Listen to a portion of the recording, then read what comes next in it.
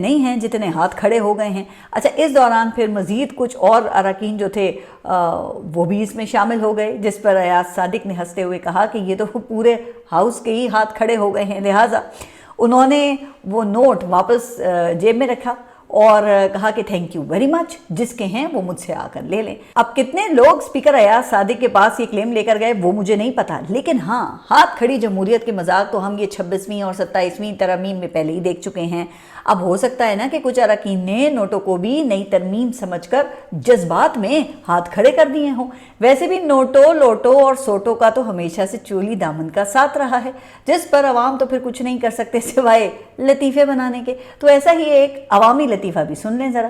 کہتے ہیں کہ ایک ڈاکو کسی امیر شخص کی کوٹھی میں لوٹ مار کی غرض سے داخل ہوگا اور گھر والوں کو پسٹل کے زور پہ اس نے یرغمال بنا لیا اور چیخا کہ اپنی ساری رقم مجھے دے دو۔ لیکن گھر کا مالک وہ ٹس سے مس نہ ہوا اور ڈاکو سے کہنے لگا کہ کیا تم نہیں جانتے کہ میں کون ہوں؟ میں پارلیمنٹ کا رکن ہوں۔ ڈاکو نے جواب دیا تو پھر صورت میں میری رقم مجھے واپس کرو۔ اب ایسا ہی ایک مذاق FIA کے سائبر ونگ میں ہوا ہے، جس کے کچھ افسران یوٹیوبرز کے سر پر گن رکھ کر وطن عزیز کی رکھوالی کر رہے تھے۔ دن کو خوب رشوت لیتے اور رات کو اخلاقی برائیوں کے خاتمے کے وہ مشن کے اوپر نکل پڑتے تھے۔ لگتا ہے کہ بالی ووڈ کی فلم وہ تھی نا شہنشاہ، اس میں امیتابھ بچن کے رول سے وہ کافی متاثر تھے، جو دن کو ایک پولیس انسپیکٹر کے روپ میں خوب رشوت لیتا تھا اور رات کو شہنشاہ بن کر وطن عزیز کی سنسان راہوں پر گشت کرتا تھا، جس سے دن میں رشوت لیتا، رات میں انہی کو نشانہ بناتا تھا۔ اس حوالے سے FIA ڈائریکٹر اور یوٹیوبر سعد الرحمان عرف ڈکی بھائی کے درمیان ایک دلچسپ مکالمے کی رودات بھی سامنے آئی ہے۔ تو ہوا کچھ یوں کہ گرفتاری کے بعد FIA ڈائریکٹر سرفراز چودھری نے ڈکی بھائی کو تھپڑ لگاتے ہوئے کہا کہ تم میرے وطن عزیز کے بچوں کو تباہ کر رہے ہو۔ پھر اسے زمین پر بٹھا کے ہینڈز اپ کروایا اور ایک ویڈیو کال ملائی، جو کہ ڈکی بھائی کے مطابق کسی 7 سالہ بچے نے ریسیو کی۔ پھر سرفراز چودھری نے ڈکی بھائی کی طرف اشارہ کرتے ہوئے بچے سے پوچھا کہ تم اسے جانتے ہو کہ یہ کون ہے؟ جس پر بچے نے جواب دیا کہ یہ تو ڈکی بھائی ہے۔ پھر سرفراز چودھری نے بچے سے کہا کہ دیکھ رہے ہو اس کا حال، کیا آئندہ اس کا پروگرام دیکھو گے؟ جس پر بچہ کہتا ہے کہ نہیں میری توبہ، لیکن وطن عزیز کے شہنشاہ کی ابھی بھی تسلی نہیں ہوئی تھی۔ اس نے بچے سے کہا کہ چلو اسے گالیاں دو، جس پر بچے نے پھر گالیاں بھی دیں اور یوں وطن عزیز کے سپاہی نے ایک بچے کے مستقبل کو ڈکی بھائی کے مبینہ شر سے بچا لیا۔ اچھا، یہ کوئی قصہ یا کہانی نہیں ہے، یہ اصل واقعہ ہے، آپ سب اس سے اچھی طرح جانتے ہیں، جو کہ آن ریکارڈ آ چکا ہے۔ لیکن لطیفہ ابھی ختم نہیں ہوا نا۔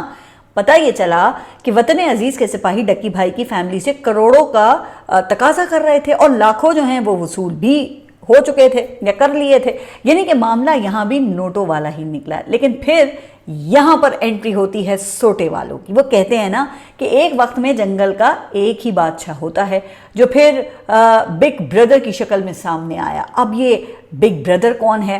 تو اس حوالے سے ڈکی بھائی کا کہنا ہے کہ وہ کوئی فرض شناس آفیسر تھا، جس کی مداخلت سے پھر سعد الرحمان عرف ڈکی بھائی کو سائبر کرائم ونگ کے چنگل سے آزادی مل گئی اور نتیجے میں وطن عزیز کے سپاہی سرفراز چودھری اور اس کے ساتھی جو ہیں وہ حراست میں ہیں۔ لیکن اہم بات یہ ہے کہ جس طرح کی جوئے کی ایپس پروموٹ کرنے کی وجہ سے یہ ڈکی بھائی کے اوپر مقدمہ بنا، ایسی ہی ایپس PCB کے سپانسرز میں بھی شامل رہ چکی ہیں۔ کھلاڑیوں کی شرٹس پر ان ایپس کے لوگو تک لگ چکے ہیں، جس پر گزشتہ سال ہائی کورٹ نے PCB کو حکم دیا تھا کہ ایسی جوئے کی ایپس پر پابندی لگائی جائے۔ اچھا، اس حوالے سے ایک اہم واقعہ کئی ماہ پہلے جو سابق کیپٹن ہیں راشد لطیف وہ بھی سنا چکے ہیں، جس کے مطابق PSL کے ایک میچ میں جوئے کی ایپ کا لوگو نہ لگانے پر محمد رضوان پر دباؤ ڈالا گیا۔ انہیں دھمکی دی گئی کہ اگر لوگو نہ لگایا تو کپتانی واپس لی جا سکتی ہے، جس کے بعد ہم نے دیکھا کہ محمد رضوان پرفارمنس دکھانے کے باوجود وہ زیر عتاب آ گئے۔ خیر، اب وہ آہستہ آہستہ دونوں فارمیٹ کی کپتانی سے بھی ہاتھ دھو بیٹھے ہیں، لیکن FIA سائبر ونگ کو PCB کے معاملات تو نظر نہیں آئے۔ بھلا ان کی ادھر نظر جاتی بھی کیسے؟ آخر ان کے بگ باس محسن نقوی ہی تو PCB کے چیئرمین ہیں، اس لیے امید ہے کہ कोर्ट ऑर्डर्स के बाद अब वो बेटिंग एप्स की हौसला शिकनी करके अपना फर्ज भी निभाएंगे। लेकिन आजकल उनके रडार पर मुल्क से बाहर काम करने वाले यूट्यूबर्स हैं जो वो कहते हैं कि कौमी सलामती के लिए ख़तरा बन चुके हैं, लिहाजा पहले उनका बंदोबस्त ज़रूरी है। इस फ़र्ज़ की अदायगी के लिए आजकल वो बरतानिया के दौरे पर हैं और लगता है कि हाई कमीशन में दिया गया डोजियर जो है वो भी काफ़ी साबित नहीं हुआ। तो अब वो ख़ुद बनफ्से नफीस बरतानवी हुकूमत को कायल करने गए हैं कि हमारे जो वांटेड लोग हैं वो हमारे हवाले कर दें। अब पता नहीं कि बरतानवी हुकूमत उन्हें फिर इस पर क्या जवाब देती है, लेकिन पाकिस्तान के जो मनाजिर बरतानिया और दीगर दुनिया में इस वक्त जा रहे हैं, तो सवाल तो ये उठ रहा है कि क्या इसके बाद कोई मुल्क भी पाकिस्तान को मुल्ज़मान की हवालगी का सोचेगा। अभी देखें कि कुछ माह पहले ही इंटरपोल के ताउन से एक मुल्ज़िम तीफ़ी बट को लाया गया था, जो फिर पता चला कि पुलिस मुकाबले में मारा गया है। और फिर इस निज़ाम के ख़िलाफ़ जो लोग इस वक्त हिरासत में हैं उनके साथ रवा रखा जाने वाला जो सलूक है वो भी दुनिया के सामने ही है। अच्छा, गुज़िश्ता रोज़ एक बार फिर इमरान खान की फैमिली को उनसे मिलने की इजाज़त नहीं दी गई। फिर 4 नवंबर से वो कैदे तन्हाई में हैं, जिसके बाद अभी कोई हफ्ता पहले एक बहन को उनसे मिलने की इजाज़त दी गई थी, जो भाई का पैगाम या कह लें कि उनका बयान वो लेकर बाहर आई। इसलिए हुकूमत ने फिर साथ ही ऐलान किया कि अब आइंदा से कोई मुलाकात नहीं होगी, जिसके साथ ही Adiala jail red zone declare कर दी गई। ऑर्डर ये पास हुआ कि अडियाला की तरफ जाने वालों से सख्ती से निपटा जाएगा, बहनों को गिरफ्तार किया जाएगा। लेकिन इसके बावजूद फिर गुज़िश्ता रोज़ इमरान खान की बहनें और जो सैकड़ों कारकुनान हैं इनके, वो उन्होंने जेल की तरफ मार्च किया, जिन्हें फिर जेल से कोई 1 किलोमीटर दूर ही रुकावटें खड़ी करके रोक दिया गया। जिसके बाद इमरान खान की बहनों, पीटीआई के पार्लियामेंटेरियंस और बड़ी तादाद में कारकुनों ने नाके पर ही धरना दे दिया, जो रात गए तक जारी रहा। फिर जिसको ख़त्म करने के लिए 2 बजे के करीब पुलिस ने वाटर कैनन और लाठी चार्ज का बेदरेग इस्तेमाल किया। अब निहत्ते और पुरअमन लोगों पर इस सर्दी के मौसम में पानी फेंकना और तशद्दुद करना, जिसमें 70 साल की ख़वातीन भी शामिल थीं, तो ये किस कानून के तहत फिर किया गया? क्या हुकूमत किसी भी न्यूट्रल फोरम पर क्या ख्याल है कि इसका दिफा कर सकती है? तो जनाब, दलील ये दी जाती है कि जेल रूल 265 के तहत कोई कैदी सियासी गुफ्तगू नहीं कर सकता, लेकिन इमरान खान ने हालिया बयान देकर इसकी खिलाफ वर्जी की, लिहाजा आइंदा कोई मुलाकात नहीं होगी। अब ये रूल भाई पहले कहाँ था, जब मुलाकातें भी होती थी और वो बयान भी बाहर आते थे। अच्छा, फिर देखें कि इस रूल का विर्द करने से पहले ये वुज़रा कहते थे कि मुलाकात की इजाज़त देना वो जेलर की सवाबदीद है। जब बात जेलर पर आई तो लगता है कि जेलर ने कहा होगा कि जनाब साहब मेरे ही खाते में ना डालो, कुछ खुद भी ओनरशिप लो। जिसके बाद अब ढिटाई के साथ जेल रूल 265 का मंतरा पड़ा जा रहा है। ये नहीं देखते कि एक प्रिजन रूल 540 भी है, जिसके तहत हर कैदी को अपनी फैमिली से मिलने का हक दिया गया है, लेकिन हुकूमत की गिनती रूल 265 पर जाकर ख़त्म हो जाती है। अच्छा, रात को मैं इस वाक़े की एक तस्वीर भी देख रही थी, जिसमें एक कारकुन दोनों हाथ उठाकर वाटर कैनन के सामने खड़ा है और इमरान खान जिंदाबाद का नारा लगा रहा है। तो क्या आज के इस डिजिटल दौर में ये आवाज़ें खामोश कराई जा सकती हैं, या ऐसे मनाजिर जो हैं उनको छुपाया जा सकता है? जबकि इस दौरान रिपोर्ट ये हुआ कि कई कारकुन ज़ख्मी भी हुए, कई गाड़ियों के शीशे भी तोड़े गए, कुछ गाड़ियां तो पुलिस ने हिरासत में भी ले ली। क्यों? क्योंकि बताया ये जाता है कि फैसला कर लिया गया है, या फैसला हो गया है कि इमरान खान को माइनस करना है, अल्ताफ़ हुसैन 2 बनाना है। अच्छा, ये अब एक अलग से लतीफ़ा है जिसे मैंने सुना तो ख्याल आया कि 3 साल से जिस शख्स को नवाज शरीफ 2 नहीं बनाया जा सका, वो किसी डील पर राज़ी नहीं हुआ, अब उसे अल्ताफ़ हुसैन 2 बनाने की धमकी वो किस बुनियाद के ऊपर दी जा रही है? तो इस हवाले से फिर कुछ पहुंचे हुए सहाफ़ी सामने आए और उनका कहना यह है कि आने वाले दिनों में इमरान खान को कुछ मजीद केसेस में सज़ा सुनाई जाएगी, जिसके बाद उन्हें किसी दूसरे सूबे की दूर दराज जेल में शिफ्ट किया जाएगा, जहां बंदा होगा ना बंदे की ज़ात, चूँकि वो ऐसा मुकाम होगा जहां अडियाला जेल की तरह क्राउड की रसाई नहीं हो सकेगी। अगर कोई चला भी गया वहाँ तो इस तरह की कवरेज नहीं हो सकेगी, मुकम्मल आइसोलेशन होगी। इस हवाले से कुछ ने तो मच जेल का नाम तक ले लिया है। अच्छा, फिर इस कार्रवाई को कुछ लोगों ने तो किला उखाड़ने से तशबीह दी है। अब किला पंजाबी में ज़मीन में गाड़ी उस लकड़ी को कहते हैं जिससे जानवरों को बांधा जाता है। تو اب آپ سوچ دیکھیں کہ پاکستان تحریک انصاف کو بھی عمران خان سے بندے جانور سمجھا جا رہا ہے، جن کو منظر سے غائب کرنے پر انہیں لگتا ہے کہ وہ سب پھر آزاد ہو جائیں گے۔ اچھا، پھر گزشتہ روز فیصل وابڈہ نے تو یہ بھی کہہ دیا کہ این کیو ایم کی طرح پی ٹی آئی پاکستان بنے گی۔ یہی بات وزیر مملکت برائے داخلہ جو ہیں طلال چودھری ان کی طرف سے بھی کی گئی کہ پی ٹی آئی کی بقا اب بانی ایم کیو ایم کے ماڈل میں ہے۔ وزیر موصوف نے دعویٰ کیا کہ تحریک انصاف کے اراکین اپنے بانی کی سیاست سے تنگ اور مجبور ہیں اور بند کمروں میں کہہ رہے ہیں کہ ان کے ساتھ نہیں چلا جا سکتا۔ اچھا جی، اگر نہیں ساتھ چل سکتے تو پھر پاؤں میں آپ کی بیڑیاں کس نے ڈالی ہوئی ہیں؟ آپ ابھی کیوں نہیں چھوڑتے؟ جبکہ عمران خان تو جیل میں ہیں، لیکن فیصل وافدہ نے جو بات بتائی ہے نا، وہ خطرناک ہے، اور وہ بات کسی بھی مقام اور بین الاقوامی فورم پر حکومت کے خلاف چارج شیٹ بن سکتی ہے۔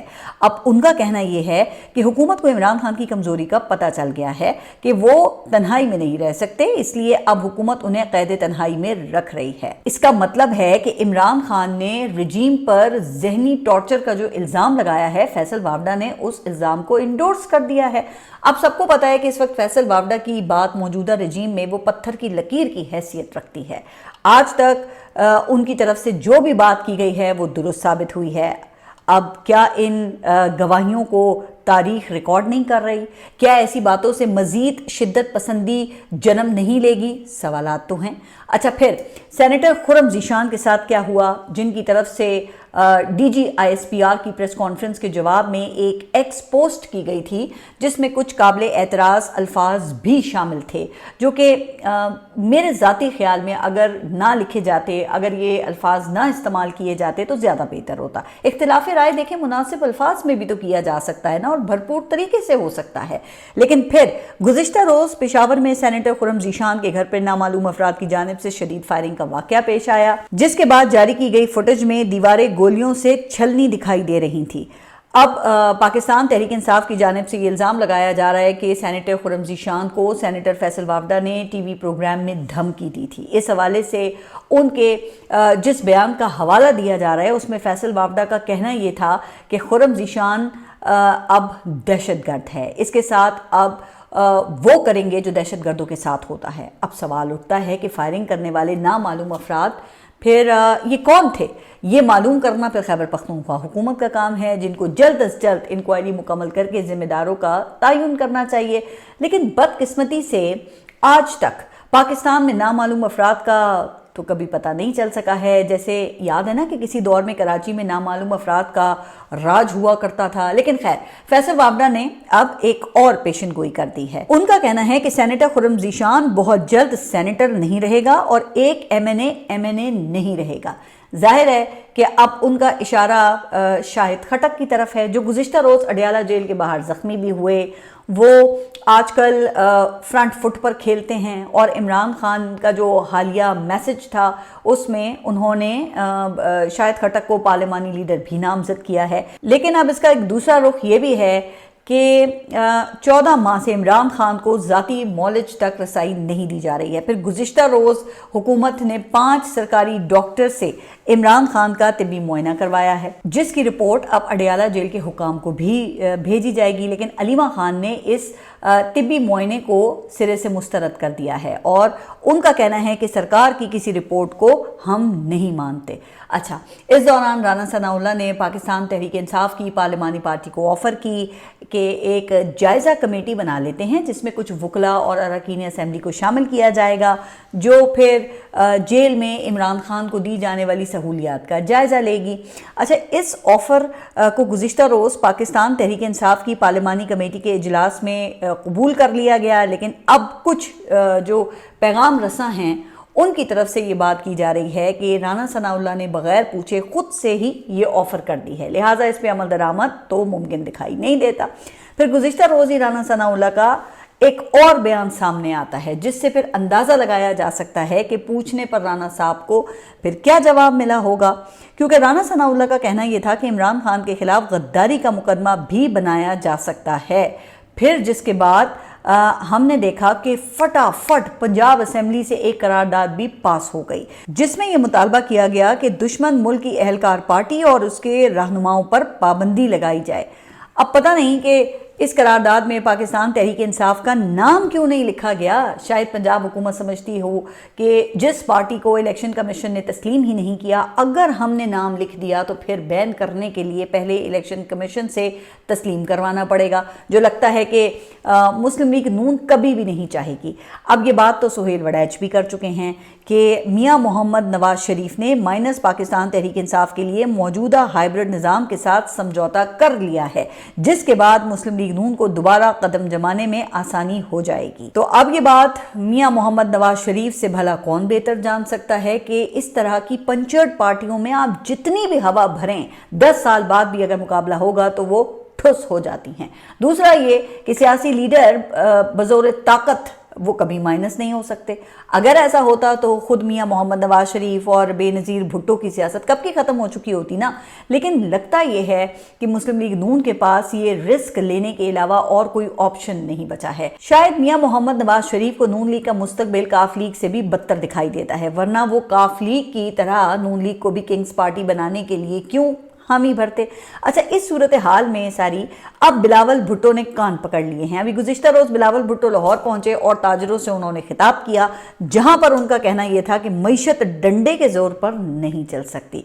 अब अगर मईशत नहीं चल सकती तो फिर जनाब सियासत कैसे चलेगी। लेकिन बहरहाल इसके बाद बिलावल भुट्टो ने सहाफ़ियों से मुलाकात की। अच्छा, फिर इस मौके पर एक सहाफ़ी ने सवाल किया कि क्या मौजूदा सूरत हाल में आप वज़ीर आज़म बनना चाहेंगे, तो बिलावल भुट्टो ने तो कानों को हाथ लगा लिया। अब पता नहीं कि बिलावल भुट्टो ने वज़ीर आज़म की हालत देखकर तौबा की है या अपने वालिद हुजूर के हाल पर रहम आ गया, जो गुज़िश्ता 1 साल से कसरत करने में मसरूफ़ हैं। वो जिस तरह वो पहलवान सुबह सुबह अखाड़े में जाकर कसरत करते हैं, उठक बैठक लगाते हैं, वज़न उठाते हैं, बिल्कुल इसी तरह सदर मुमलिकत कलम का बोझ उठाकर कसरत कर रहे हैं। धड़ाधड़ कवानीन, तरमीम, नोटिफिकेशंस और ऑर्डिनेंसेस पर वो दस्तखत किए जा रहे हैं, ये देखे बगैर कि इसके मुस्तकबिल में क्या नताइज बरामद होंगे।